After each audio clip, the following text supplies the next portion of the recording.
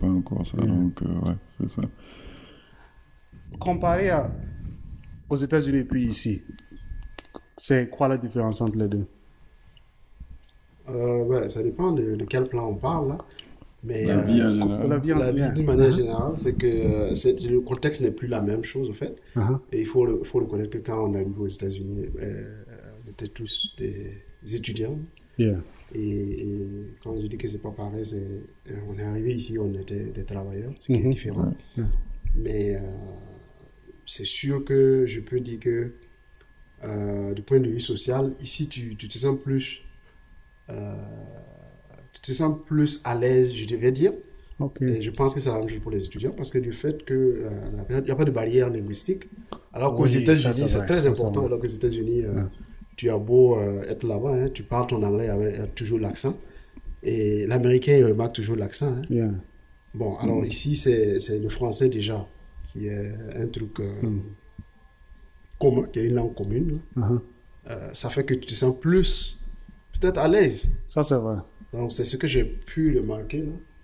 Yeah. Je sais pas, Ouais, Mais- bon, est-ce que... Uh-huh. c'est sûr que moi, ce que j'ai remarqué, c'est les deux pays, il y a une variance d'intensité. Je trouve qu'aux États-Unis, bon, surtout East Coast, West Coast, là, c'est très intense. Les grandes villes. Les grandes villes, passent ton temps à courir, tu n'as jamais le temps. On parlait justement des gens qui dormaient dans le métro, Yeah, qui yeah. dépassaient leurs arrêts et tout. Donc, c'est tellement intense aux États-Unis. Mais ici, bon, le cadre est quand même plus calme, c'est plus social, c'est plus familial, en quelque sorte. Tu vois, un exemple, les magasins ici, que ce soit les Dollarama, Walmart, les week-ends, à partir de 5h, 17h, ça se ferme. C'est vide. Ouais, C'est ça vrai, se la ferme. C'est même yeah. pas que c'est vide, ça se ferme. Walmart se ferme à 17h. Ça, c'est un des trucs que j'ai remarqué. Alors qu'aux États-Unis, Walmart, c'est 24 sur 24. Il y a beaucoup de Pour te Walmart. montrer Yeah. un peu la différence de socialement parlant. Ici, c'est quand même plus calme, c'est quand même plus relax. Et puis bon, comme il a dit, on est venu ici en tant que travailleur. Là-bas, on était étudiant, donc le contexte est différent.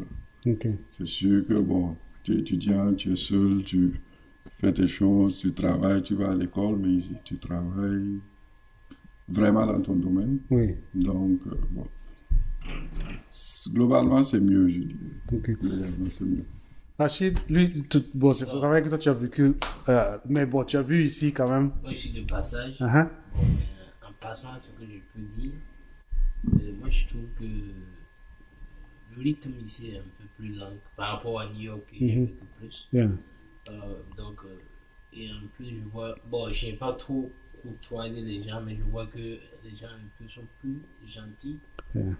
Et ils disent, ils saluent en passant. Hein? Les gars te saluent. Bon, salut, c'est trop dit, mais au moins quand tu les approches pour quelque chose, vraiment, bon, je sens qu'ils sont un peu souriants, quoi, par rapport à New York. Le visage même n'est pas familier avec des regards terribles. Là.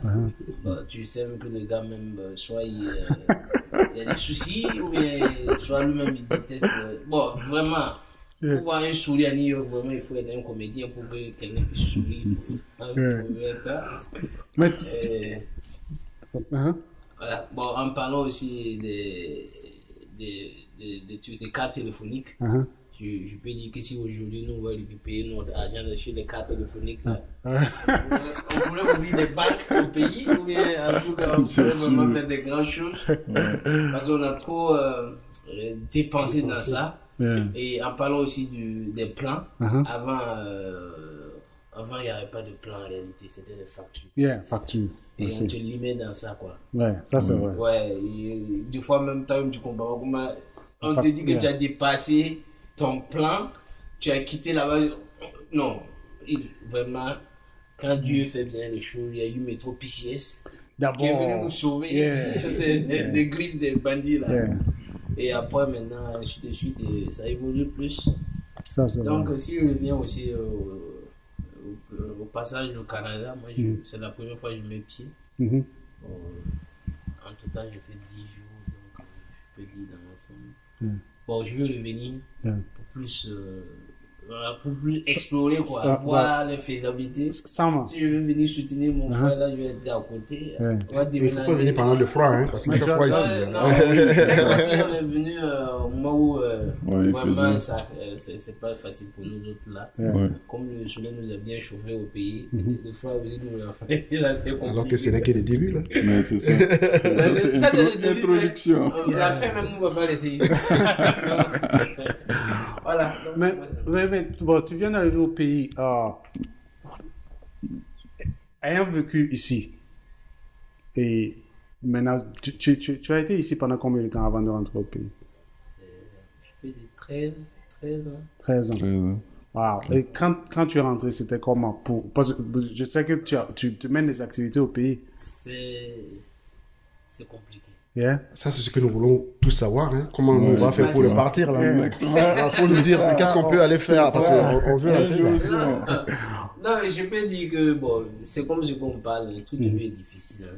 Okay. Quel que soit le domaine que tu vas aller t'intégrer, au début, ça serait difficile. Donc, moi, l'expérience du pays, bon, dans le domaine que je suis, je vois que dans notre pays, il y a une question de confiance avec les employés ou avec toutes les personnes que tu as collaboré, une confiance qui n'existe plus, quoi. C'est-à-dire, les gens, c'est difficile de faire confiance à quelqu'un. Parce que, bon, je peux dire, dès le moment où on a eu à travailler dans des sociétés, et beaucoup de sociétés évoluent à base de confiance que tu as avec tes employés. On pouvait vendre juste toute la journée et que après le lendemain, ils viennent de payer l'argent de recette. Bon, au pays, c'est compliqué pour avoir des gens vraiment qui sont prêts à travailler vraiment intègres. C'est-à-dire, au fait, le problème, c'est quoi? Il ne faut pas accepter, moi j'ai remarqué au pays, quoi. Il ne faut pas accepter un salaire tout en sachant que ça va pas couvrir tes besoins et que tu comptes sur les, bon, je ne peux pas dire escroquerie ou du vol. Les à côté. Les à côté, bon, ce qu'ils appellent affaires. Et moi, je vois ça, la plupart, c'est juste pour envelopper le vol, quoi. Sinon, c'est vol. Mais les personnes vont essayer de couvrir et ils vont accepter un emploi, sachant que non, eux peuvent pouvoir couper des petits trucs de gauche à droite pour compenser le truc. Mais est-ce que, bon, accepter, le problème aussi, c'est que si tu laisses passer, quelqu'un d'autre prendra automatiquement l'emploi. Donc, c'est pas forcément qu'ils, bon, ils prennent, bon, bien sûr, en se disant, bon, ouais, c'est sûr, ils vont couper, mais le problème, c'est que si tu laisses passer, vu qu'il n'y a pas suffisamment d'emplois sur le marché aussi. Oui, ça c'est... Je pense qu'ils n'ont pas le choix. Ils n'ont pas le choix. Pas trop le choix, parce que si tu laisses, de toute façon, la prochaine personne, il y a 10 000 personnes dehors. Mais oui, ça c'est vrai. Si tu ne vas pas laisser au moins ce travail, il faut être intègre, il faut être honnête, il faut chercher au moins à bouffer de la sueur de tes fonds.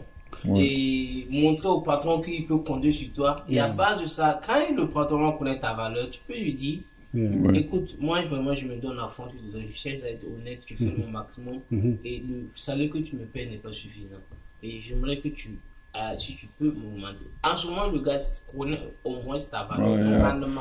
Il y a une relation de confiance qui a été établie. Et il a vu ton travail. Il a vu même s'il te laisse, même si tu décides d'abandonner et que tu pars quelque part d'autre, le gars même après, le frère dit, vraiment j'ai perdu quelqu'un. Mais deux fois, il faut faire des sacrifices. Mais moi, je peux dire que nos frères veulent faire tout en même temps. C'est facile. Voilà, ils veulent avoir l'argent en même temps, construire leur maison en même temps, marier leur femme en même temps. Voilà, avoir leur voiture en même temps. Il y a un artiste qui chante en même temps là. On ne peut pas faire tout en même temps. Voilà, ils veulent faire tout en même temps. Donc, parce que c'est quoi? Ils vont rentrer dans des faux trucs et essayer de te magouiller, de mentir à base de la confiance que tu n'as pas pour eux. Vous allez. Donc, c'est ce que moi j'ai vu qui est très difficile. Et deuxièmement aussi, c'est la relation. Oui, je peux dire les relations. Parce que tout est basé sur c'est pas quoi tu peux faire. Qui tu connais. Voilà, c'est qui tu connais. Donc, ça joue un rôle très important. Bon, je ne sais pas, dans beaucoup de domaines, je ne sais pas, les domaines peut-être qui est un peu moins, mais dans le domaine des affaires, des activités courantes, là, c'est demandé. Ça, il y a un peu de ça partout. Voilà. Bon, mais au pays, c'est plus élevé. Ici, par exemple, je peux dire que s'il y en a, c'est en haut, quoi. Voilà, tu peux peut-être appliquer pour un boulot. On va interviewer, on voit que tu as les compétences, on te prend. Mais au pays, il y a des boulots, même si on dit on recrute, ceux qui vont lancer le recrutement vont chercher même leurs gars ou leurs éléments pour dire viens, moi je peux te dire tu vas avoir ce boulot. Pourtant le gars n'a pas les compétences ou les qualifications demandées. On en a vu plein. Donc, comme ça.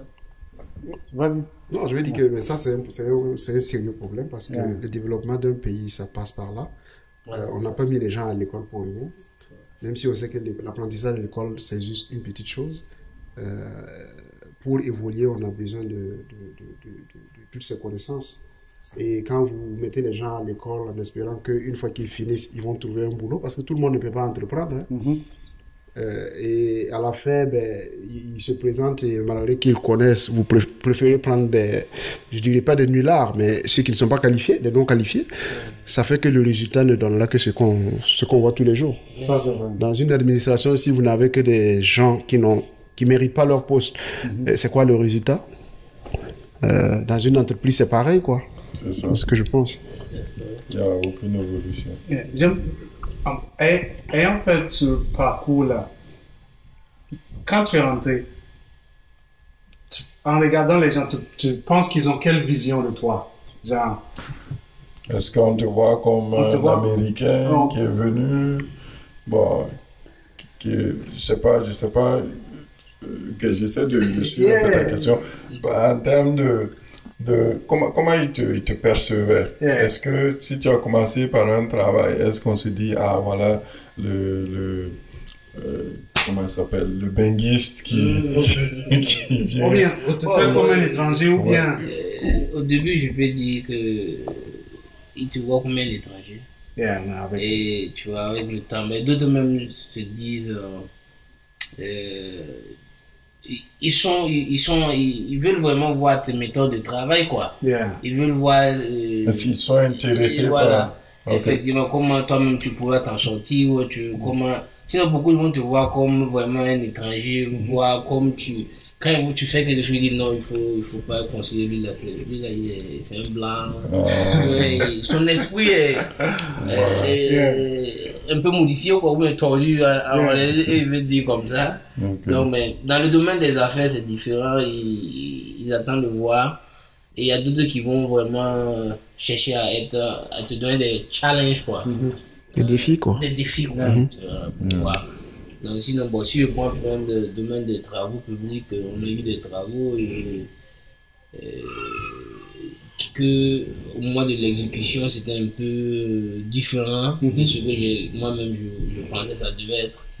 Mais après, les gars même m'ont dit, mais écoute, ici, on ne peut pas travailler comme chez les Blancs, il faut que tu viens nous voir. Il faut que tu rentres dans le système. Dans le système, pour eux-mêmes, ils te montrent comment on doit gérer la situation. Donc, c'est comme on doit magouiller, quoi, tu veux dire. Bon, au fur et à mesure, tu vois, on peut dire que il faut que tu passes dans le même chemin, pas fini.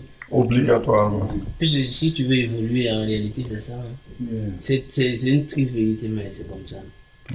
Si tu veux travailler dans le droit chemin et que le chemin doit ne mène à nulle part, tu vas arriver toi seul dans le droit chemin.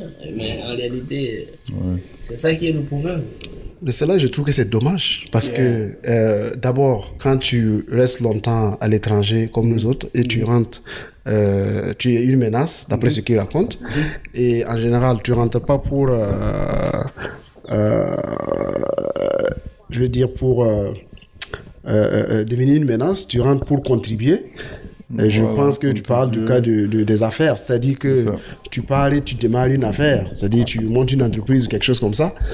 Et malheureusement, tu es obligé de te conformer à leur comportement pour avoir des marchés. C'est ça. Bah, on a du chemin à faire. Hein. Ouais. David, toi, tu es dans quel domaine ici? Moi, ici, je suis dans le domaine de l'informatique. Informatique, comme Yves, Ouais. Voilà. comme moi. Ah, ouais. Ah, programmation ou bien Ouais, moi, je suis dans le domaine de logiciel. logiciel. Voilà, Ah. c'est ça. Quand je vois quelqu'un qui fait logiciel, ça m'épate parce que Ah ouais.